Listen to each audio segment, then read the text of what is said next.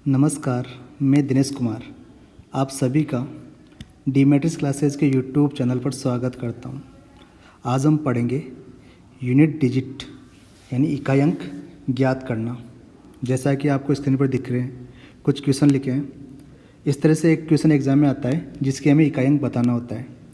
तो unit digit पता करने के लिए 3 रूल होते हैं। चलिए शुरू करते हैं अपने पहले रूल से। रूल नंबर फर्स्ट, 0, 1, 5 व 6 के लिए। तो देखो समझो, रूल फर्स्ट, जैसे कोई संख्या है 10 की पावर 1 की 10 ही होती है। 10 का स्क्वायर करते 100, 10 का क्यूब 1000, यानी हमेशा ये 0 आएगी। अगर किसी संख्या में इकाई अंक 0 है तो ये 0 आता रहेगा, यानी कि 10 की पावर n कितना कोई भी हो 0 आएगा, बस n की वैल्यू 0 ना हो, क्योंकि किसी भी संख्या की घात 0 का मान 1 होता है। जैसे 100 की घात 0 1 होता है, यानी 0 छोड़ के अगर कभी इकाई अंक 0 हो तो उसकी पावर कितनी भी हो इकाई अंक 0 आएगा। इसी तरह 1 हो, 1 की पावर 1 1, 1 का स्क्वायर भी 1, 1 का क्यूब भी 1 ही होता है, यानी 1 में भी कोई चेंज नहीं होता। यानी अगर किसी संख्या में इकाई अंक 1 है, उसकी पावर कितनी भी हो इकाई अंक 1 ही होगा। ऐसे 5 में भी देखो, 5 की पावर 1 5, 5 का स्क्वायर 25 तो भी इकाई अंक 5 है, 5 का क्यूब 125 तो भी 5 है, यानी 5 की पावर 4 625, हमेशा ये 5 रहेगा, यानी 5 में भी कोई चेंज नहीं आता। इसी तरह 6 में, 6 की पावर 1 6, 6 का स्क्वायर 36 6, 6 का क्यूब 216 होता है, यानी फिर से 6, यानी 6 की पावर भी कितनी हो हमेशा अंतिम अंक या इकाई अंक 6 ही रहता है। तो रूल नंबर फर्स्ट यही है बना कि अगर किसी संख्या में इकाई अंक 0 1 5 या 6 हो तो इनके कितनी भी पावर हो यानी कितनी भी घात हो, इकाई का अंक यही अंक रहते हैं। अगर 1 है तो 1, 0 है तो 0, 5 हो तो 5 और 6 हो तो 6। ये रूल नंबर। चलिए रूल नंबर फर्स्ट पर कुछ क्वेश्चन करते हैं। जैसे एग्जाम में क्वेश्चन आया 425 की पावर 421 में इकाई का अंक क्या होगा। तो हमें ये पहला अंक देखना है। पहला अंक 5 है, तो हमें पता है कि अगर किसी संख्या में इकाई अंक 5 हो तो आंसर हमेशा 5 ही होगा, तो इसका इकाई अंक 5 ही आएगा। ऐसे जैसे लास्ट में अगर 6 में कोई संख्या एंड हो रही है और इसकी पावर कुछ भी हो, हमें ये देखना है कि इकाई अंक अगर 6 है तो आंसर भी 6 होगा। जैसे लास्ट में अगर कभी 1 हो और कितनी भी पावर हो, इससे कोई फ़र्क नहीं पड़ेगा, आंसर हमेशा 1 आएगा, यानी 0 1 5 या 6 में कोई चेंज नहीं होता। चलिए नेक्स्ट चलते हैं, रूल नंबर सेकेंड। नेक्स्ट है अपना रूल नंबर 2। रूल नंबर 2 है 4 व 9 के लिए। इसे ऐसे समझते हैं, 4 की पावर 1 ये 4 ही होता है, फिर 4 का स्क्वायर 16 ये 6 होगा, मतलब लास्ट अंक, फिर 4 की पावर 3 ये होगा वापस 64 यानी 4, फिर 4 की पावर 4 तो ये हो जाएगा 256 यानी 6। तो देखो ये सीरीज चलेगी, जब भी 4 की पावर विषम संख्या होगी तो ये 4 का 4 ही रहेगा, और जब सम संख्या आएगी तो 4 का 6 हो जाएगा इकाई। यानी इसे ऐसे लिखते हैं, 4 की पावर अगर सम संख्या हो तो 4 का 6 आंसर आएगा, और अगर 4 की पावर विषम संख्या हो तो 4 में एंड होगा। याद कैसे रखेंगे, 4 की पावर 1 और 4 का स्क्वायर याद रखेंगे। 4 का स्क्वायर 16 सभी को पता है, स्क्वायर का मतलब सम संख्या, तो 4 की अगर पावर सम संख्या है तो 4 का हो जाएगा 6, और विषम संख्या है तो 4 का 4 ही रहेगा।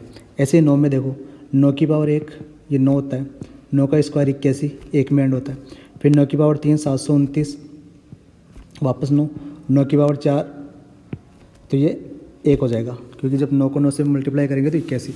यानी इसमें भी देखो सेम रूल है कि जब 9 की पावर विषम संख्या हो तो 9 का 9 ही रहेगा, और 9 की पावर अगर सम संख्या हो तो 9 का 1 हो जाएगा।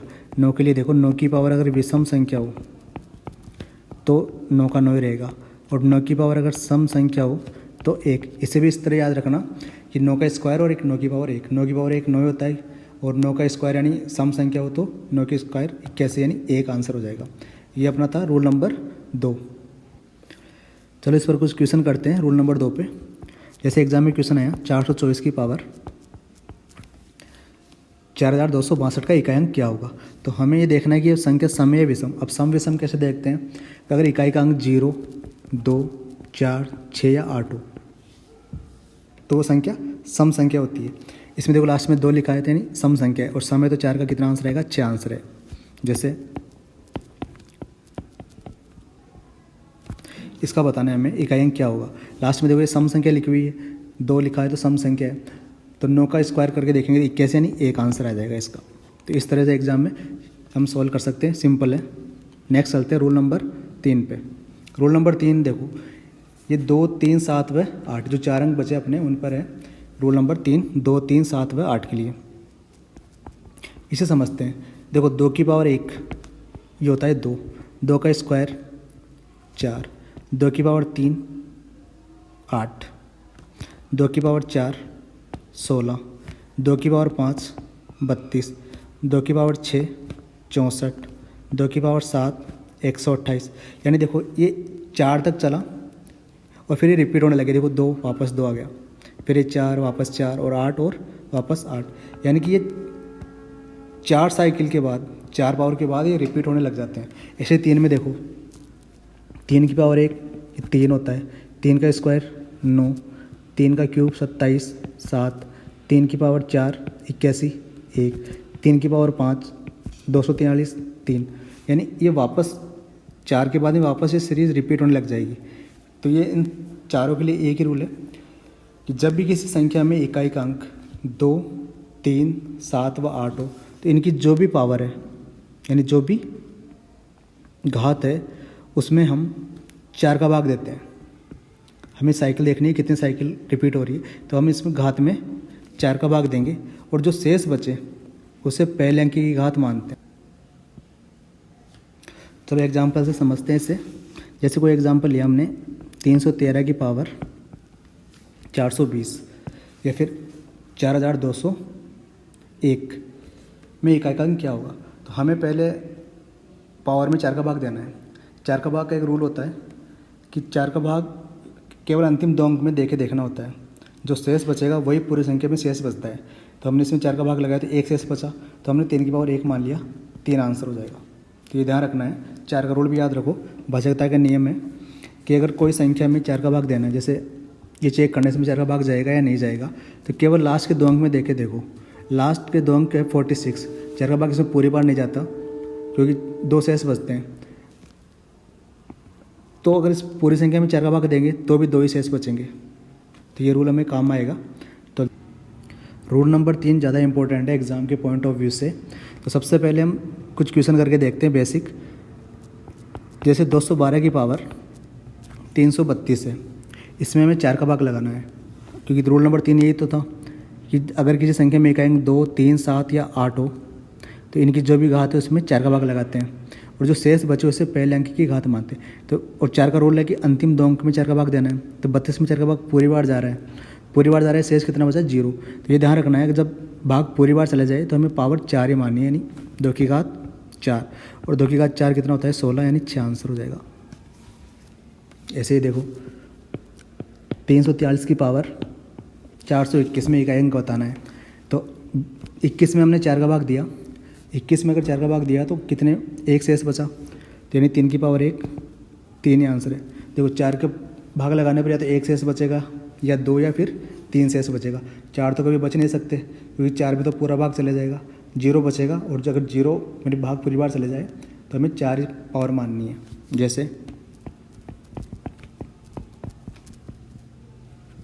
ये संख्या है 342 की पावर 42,634 में इकाई अंक क्या होगा। तो लास्ट में देखो 34 है, 32 में पूरी बार भाग चला जाएगा, 2 बचेंगे तो यानी 2 की पावर 2, 4 आंसर हो जाएगा। तो ये इकाई अंक बहुत ईजी होता है। कुछ क्वेश्चन करके देखते हैं। एग्जाम में आई क्वेश्चन है जैसे 3467। तो एग्ज़ाम में क्या है कि इन क्वेश्चन में इतना क्वेश्चन नहीं देखना होता है, इससे कोई मतलब नहीं है हमें केवल इकाई अंक से मतलब है। इसमें लास्ट में इकाई अंक कितना है 7, तो रूल नंबर 3 लगेगा। रूल नंबर 3 के अकॉर्डिंग इसमें 4 का भाग लगाएंगे हम।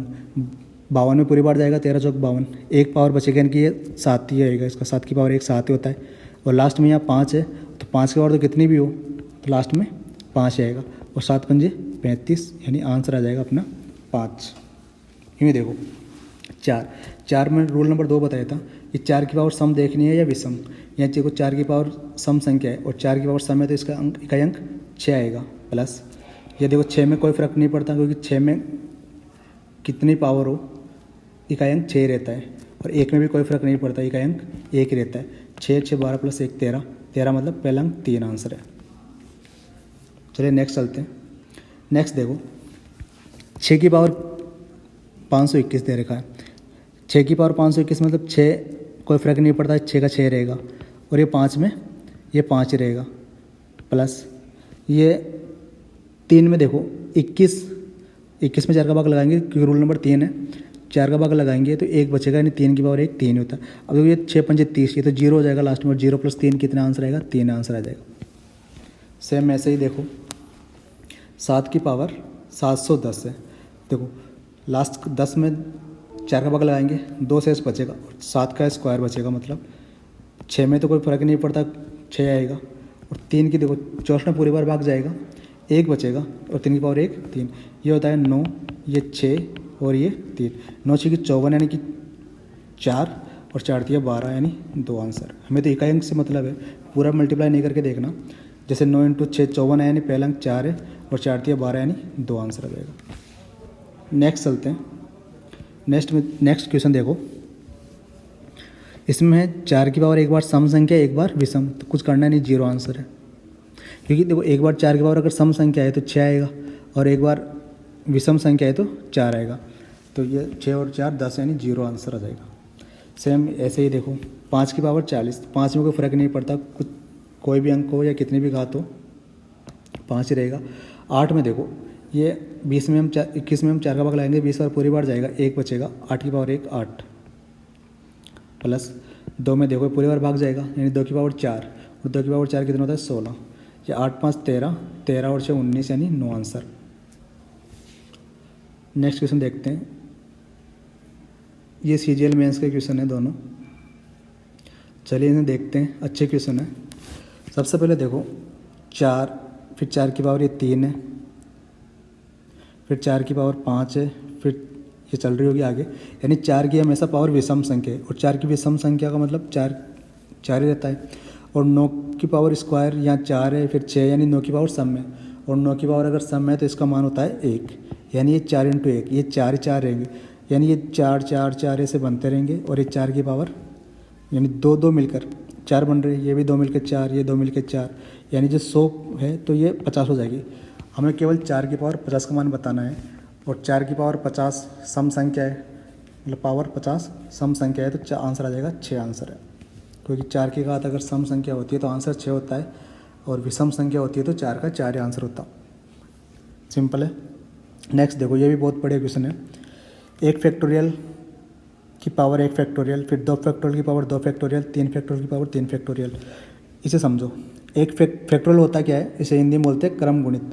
जैसे 3 फैक्टोरियल, इसका मतलब होता है कि 3 × 2 × 1। जैसे 4 फैक्टोरियल, इसका मतलब है 4 × 3 × 2 × 1, ये मतलब होता है फैक्टोरियल का। तो देखो क्वेश्चन सॉल्व कर, 1 फैक्टोरियल में 1 होता है, 1 की पावर कुछ भी हो 1 ही आएगा पहला अंक, प्लस 2 फैक्टोरियल का मतलब 2 और 2 का स्क्वायर, प्लस ये 3 फैक्टोरियल का मतलब 6 हो जाएगा और 6 का स्क्वायर आ जाएगा। फिर यूँ देखो 4 फैक्टोरियल आएगा, और 4 फैक्टोरियल कितना होता है 24, और 24 की पावर भी 24, प्लस 5 फैक्टोरियल होगा 120, और 120 की पावर 120, ये इसी तरह आगे चलता रहेगा। अब देखो हमें तो इकाई अंक से मतलब है, तो इकाई अंक से समझो एक बार। तो जैसे इसमें तो 0 आ गया एक बार, तो इससे तो कोई फ़र्क नहीं पड़ेगा। अब आगे 720 आएगा 6 फैक्टोरियल, तो फिर से 0 अब तो 0 आते रहेंगे, यानी हमें इससे कोई मतलब नहीं है। इकाई अंक केवल इन सम से आ जाएगा। देखो 1 प्लस 2 का स्क्वायर 4, प्लस 6 का ये 36 लिखो, या 6 की पावर 6 कितनी भी हो पावर 6 रहता है। 4 की पावर देखो सम है या विषम है, अगर ये 4 24 सम संख्या है तो ये भी 6 आएगा। 6 6 12, 12 और 4 16 और 1 17, 17 मतलब 7, इकाई अंक 7 आंसर आएगा। इसका ऑप्शन नंबर डी आंसर है। ये देखो ये सेम क्वेश्चन है, अभी हमने जो किया 1 फैक्टोरियल, इसमें पावर नहीं लगा। 1 फैक्टोरियल 1 होता है, 2 फैक्टोरियल कितना होगा 2, प्लस 3 फैक्टोरियल देखो 6, 4 फैक्टोरियल कितना होगा 12 24, और 5 फैक्टोरियल 120। अब 5 फैक्टोरियल के बाद में जो भी संख्या आएगी 6 फैक्टोरियल 720, ये सब में जीरो आएगा, यानी इनसे अब कोई मतलब नहीं है। हमें आंसर जो इकाई अंक चाहिए वो इन्हीं से मिल जाएगा। 2 3 6 9, 9 और 33, 33 का मतलब 3 आंसर हो जाएंगे अपने इसके। ये मैं ऐसे बोल रहा हूँ जैसे 100 प्लस 1000 प्लस 101, तो इकाई अंक तो इस पर डिपेंड करता है ना, इनसे कोई मतलब ही नहीं है कितनी जीरो।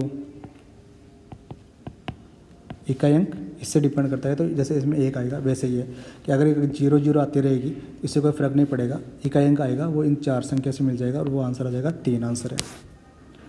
चलिए नेक्स्ट टॉपिक स्टार्ट करेंगे हम